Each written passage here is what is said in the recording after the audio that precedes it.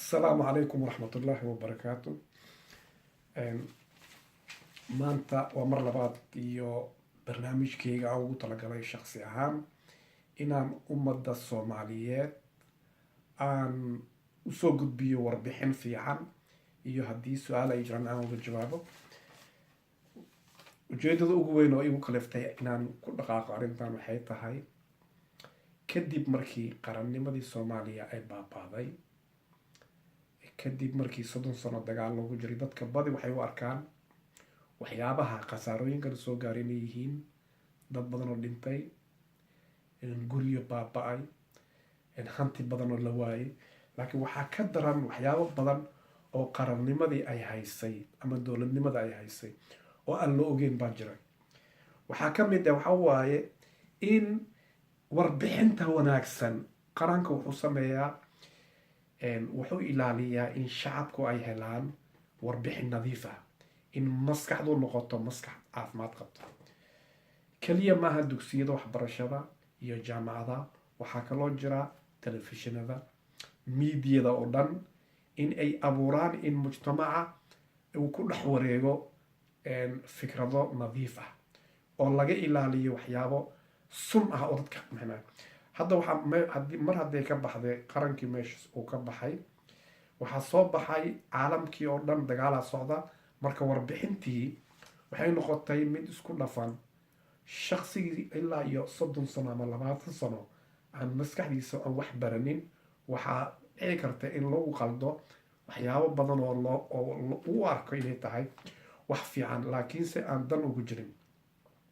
taa marka waxaa loo baahan yahay dhammaan cid alaaliya ciddii heli karta ama awood u leh waqti u haysa in ay sii fidiso ama ay badbaadiso ummadda Soomaaliyeed meel walba ay joogaan, in maaragtay wixii su-aal ah hadduu qofka awood u leeyahay inuu uga jawaabo, haddii kalena in ay la isgaarsiiyo warbixinta. maxaa yeelay aqoonta ma ahan keliya jaamacad iyo iskuul in laga helo. aqoonta waxa waaye alcilmu bayna atalaamiid, alcilmu bayna annaas. marka shacabka dhexdoodii ay ku bilaabataan. sidaan hore u sheegnay, aqoonta waxa waaye warbixin qof ka maqan, marka qofkii haddaa u geyso waa wax fiican. waxaa kaloo maaragtay ammaan mudan ama loo baahan in la sheego ilaa iyo intii ay qurbaha la joogay inay soo baxeen dad badan oo guruubyo fara badan oo diinta bartay, waxyaabo badan kala faa'iidaystay, oo maaragtay oo qaarkood aan xiriir leenahay, oo maaragtay waa waxyaabo fiican oo dadka lagu dhiirigeliyo run ahaantii.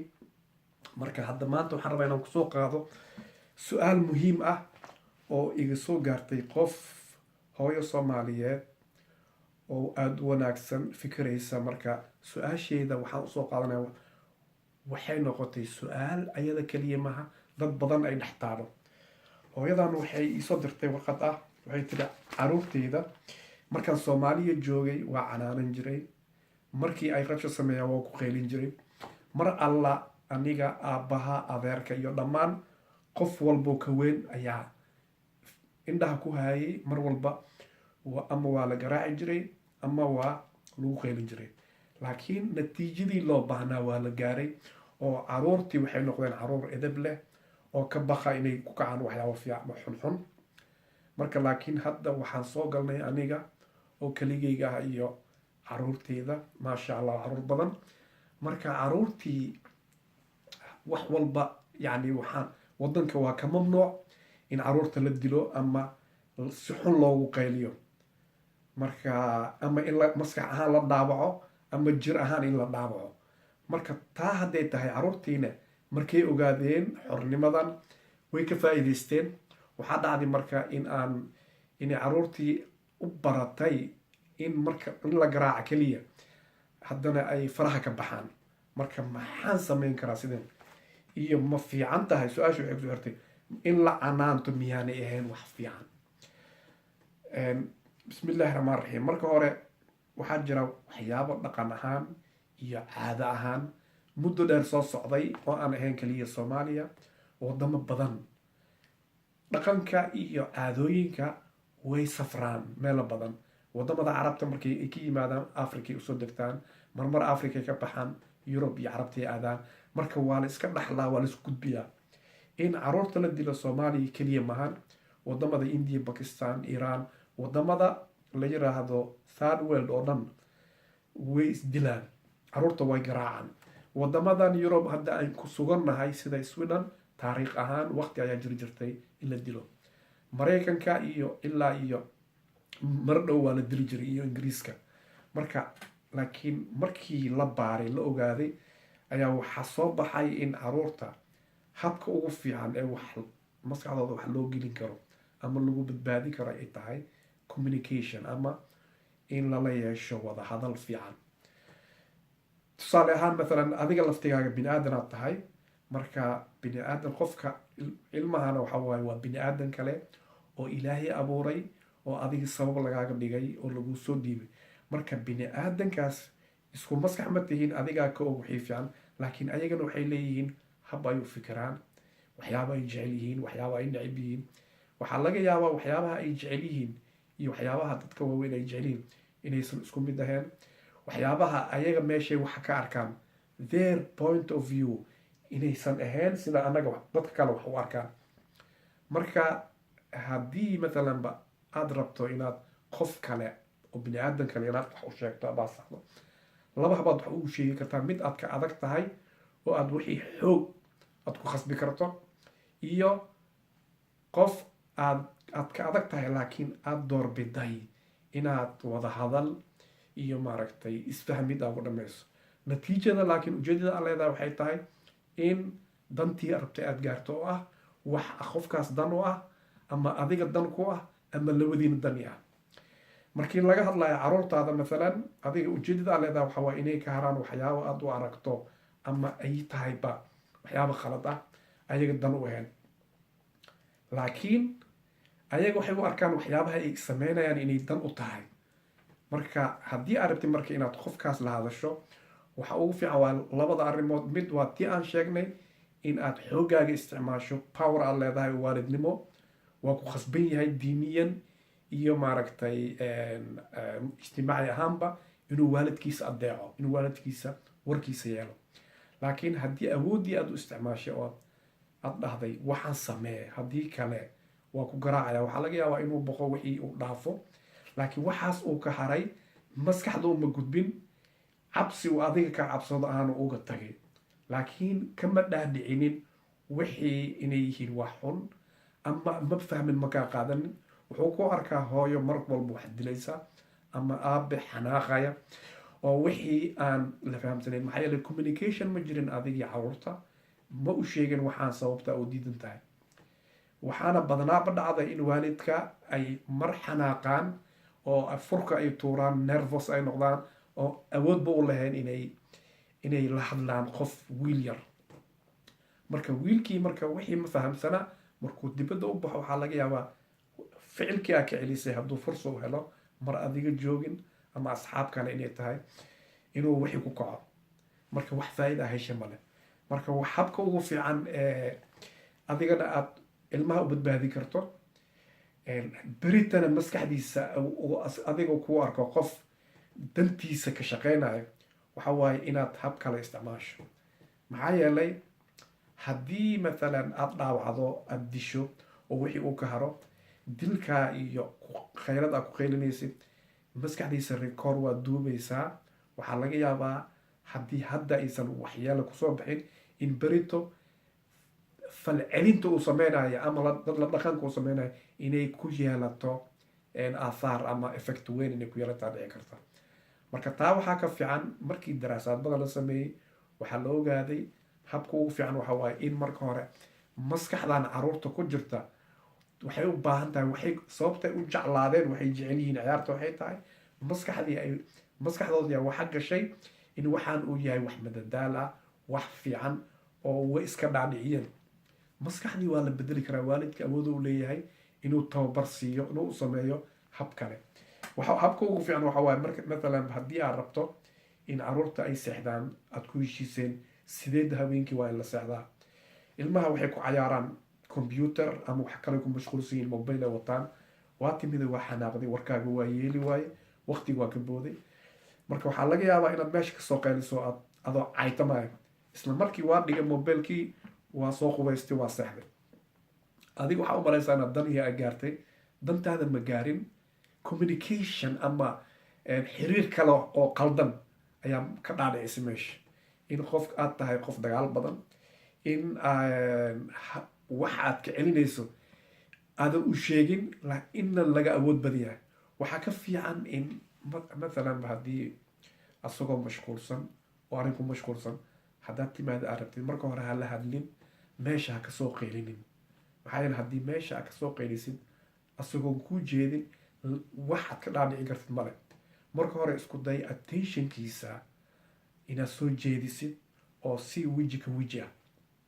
badanaabana maadaama aad jeceshahay, jeceelkaaga ha ka qarinin, arrintaa ha kuu dambeyso weji ka weji. mathalan haddii aa u yeerto wili hadduu mashquulsan yahay, sug ilaa uu kaasoo fiiriyo. maxaa yeele haddii aa hadashid asagoo mashquulsan, wuxuu fahmayaa in canaantii ay tahay, laakiinse aan fariintaas inay uu ku khasban yahay inuu fuliyo, laakiin aysan ahayn mid uu jecel yahay. marka uu kuusoo jeesto wejiga isku dhaco, adagoo ilka caddeynaya, aan xanaaq muujinaynin, inaad marka hore aa weydiisid waxuu ku mashquulsan yahay. xogaa isku day inaad mowqifkiisa ad timaado. wadamada yurub waxay bilaabeen muddo dheer markay ku jireen nidaamkeena lagu guuleyso. hadda waxaa la bilaabay ardayda in macalinka markuu la hadlayo inuu fadhiisto, jooga uu asiga maaragtay uu taagan yahay inuu la yimaado. maxaa yeelay ilmaha markay arkaan qof ka sareeya, maskaxdooda waxa ku jirta qofkan waa qof weyn, waa macalin. laakiin markii uu soo fadhiisto xoogaa waxaa gelaysa raja ah inuu wax walba kuu sheego. yacni waxaa timiday boosku asiga taagnaa. marka ilmaha waxaa fiican marka uu kusoo fiiriyo in aad dhexgashid waxyaabaha uu ku mashquulsan yahay. waa game ama mobile telephone, inaad wax ka weydiisid noocid cayaartay maanta ciyaarta, yaa badiyay adii saaxiibkaaga hadday tahay mobile lagu cayaarayo. hadduu ku dhaho waa liga badiyey, waayn maxaa dhacay, waxaa loo baahnaya in adigna aad ka badiso. marka uu ogaado xoogaa inaad ciyaartii wax ka fahamsan tahay, kadibna waxaa sameynaysaa regula u sameynaysaa ama nidaam. waxaa leedahay okay 5 minutes ku darso, laakiin sidaan ku heshiinay 8 o'clock waa inaad timaadaa seexataa. laakiin maalinta sabdida waa la socotaa in fasax yahay, maalinta anagoo kula ciyaaraya. marka haddii la gaaro waqtigii uu ilaawo u imaan waaye, markaa soo noqotid ha ku xanaaqin, soo xasuusi ilaa inta uu ka baranayo. maxaa yeele caruurta waxay u baahan yihiin in routine wax inay caadeystaan, taana adigaa sameyn kara. tan ku xigta waxaa waaye markii aad la hadlaysid, isku day in sida qof bini aadan nool ama saaxiiba hadalla fiican aa isticmaal. iska ilaali inaad caytanto ama aad muujiso xanaaq. tan labaad, tan kaloo ugu muhiimsan waxaa waaye isdeji. hadalkana yuusan noqonin wax aad hadal order aad sameynaysid. waryaa iyo caytin iyo waxyaabahaasoo dhan waxay keenaan in cunugii jidka uu ka leexdo, uu berito asagoon ogeen u arko asagoo caytamay. maxaa yeele caruurta qofka ugu horeeya forebuild ama role model ama sawirka ay ku daydaan waa waalidku ugu horeeya ay arkaan. haddii waalidku ay ka arkaan waxyaabo ama labada waalid ku sheekeysanayo ama asiga lala dhaqmo, wixii maskaxdooda waa record garaysay, berito asigoon ogeyn u sameynaya. waxaa dhacda badanaaba in caruurta la raba inay diinta ku dhaqmaan. waxyaaba ugu waaweyn waxaa waa inay runta bartaan, inaysan wax xadin, inay salaada dukadaan. waxyaabahaasoo dhan afka keliya ma arkaan, waxay arkaan waalidkiio dukanayo, waxay arkaan waalidkiio dad jecel. laakiin hadday arkaan waalidkiio been sheegayo, waxaa laga yaabaa in uu maskaxdiisa u qaato inay tahay wax beenta qeyb ka mid a wax la sameyn karo. waxaa badanaaba dhacda in telefoon lagu soo diray oo qof aadan rabin waqtigaa inaad la hadashid, oo aad dhahdid wiilkii ma joogto dheh ama ma joogo dheh. wiilkii markuu qabsado u dhaho hooyo ma joogto, already maskaxdiisa waa lesson, waa cashar. maskaxdiisa waxay baratay in beenta lagu badbaadi karo, ayna tahay macquul in la sheego. marka yaa baray beenta, adigaa bartay. marka caruurta wax walbo ay sameeyeen, wax walbo ay yihiin, waxa ugu horeeya waxa waaye iskuulka ka hor waalidka, hooyada iyo aabaha. waxaa muhiim ah waalidka ay fahmaan qiimeynta ay siinayaan caruurta inay faa'iido leedahay, jaceylkay siinayaan inuu faa'iido leeyahay, iyo habkay u dhaqmayaan. markii caruurtii ay guriga nadiif u noqdo, iskuulkana waxaa dhici karta in waxyaabo badan ay maaragtay ka faa'iidaan. marka canaanta habka la rabo in loo toosiyo ma ahan in la dilo keliya, ma ahan in lagu qayliyo. waxay ujeedada haddii aad heli kartid danta aad leedahay, haddaad ku heli kartid hab kale, habkaasaa fiican. waxaa badanaaba dhici karta haddii realistic aan noqono, waxaa dhici karta cunug ilaa muddo dheer ku dhex jiray nidaamka Soomaaliya ee ahaa in la dilo ama markuu halkan yimaado waxaa laga yaabaa abuse of power inuu isticmaalo, inuu isku arko waxyaabihii hab inaadan samayn karin. marka inuu taana waxaa loo baahan yahay, lama dhihi karo ilan meeshan waa meel fiican, lama dhihi karo markaa caruurta dib ha loogu celiyo dhaqankii hore oo hala dilo ama la garaaco. waxaa fiican marka in aad juhdi weyn aad gelisid inaad ka dhaadhicisid habka wada hadalka. adiga laftigaagana inaad tababaraad u baahan tahay, ileen nidaamkii iyo dhaqankii haysatay waa kasoo tagtay, waxaa timid dhaqan kale. dhaqanka kale kuma xirna diin. dhaqankaa haddii uu yahay dhaqan fiican waa inaad qaadataa. haddii uu yahay qofaan muslim ahayn laakiin kula ag taagan, been lama sheegi karo, dad lama xaman karo.